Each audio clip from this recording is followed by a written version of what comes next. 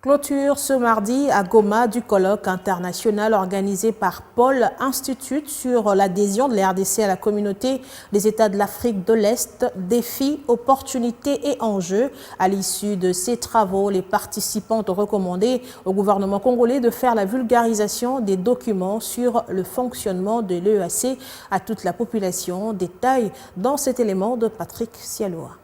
C'est sur une série de recommandations que se sont clôturées ce mardi à Goma les travaux du colloque international sur l'intégration de la RDC à la communauté des États de l'Afrique de l'Est, EAC, organisé par Paul Institute. Relancer la production agricole et d'exportance et en faciliter la certification.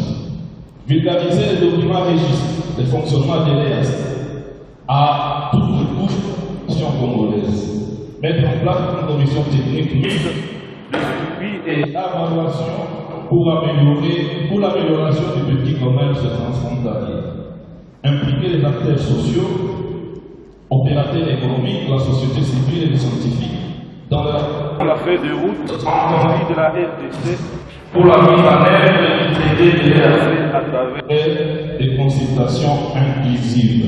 Pour certains participants, l'EAC est une bonne opportunité pour la partie orientale de la RDC, mais cela nécessite une bonne préparation. Nous, les provinces de l'Est de la République démocratique du Congo, l'Eastern African Community, c'est une opportunité. Mais nous devons nous préparer et se focaliser sur des questions très précises sur les zones économiques spéciales et les viabiliser.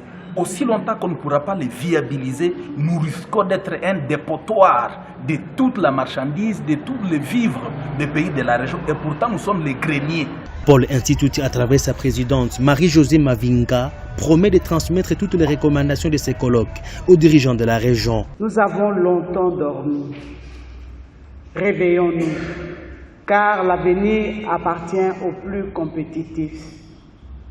Paul Institute est ouvert et s'engage à donner sa contribution dans ce processus. La prochaine étape sera de préparer le document qui résume les grandes recommandations issues de ce colloque et l'utiliser pour faire, en collaboration avec les différents acteurs, un plaidoyer auprès des autorités nationales et régionales.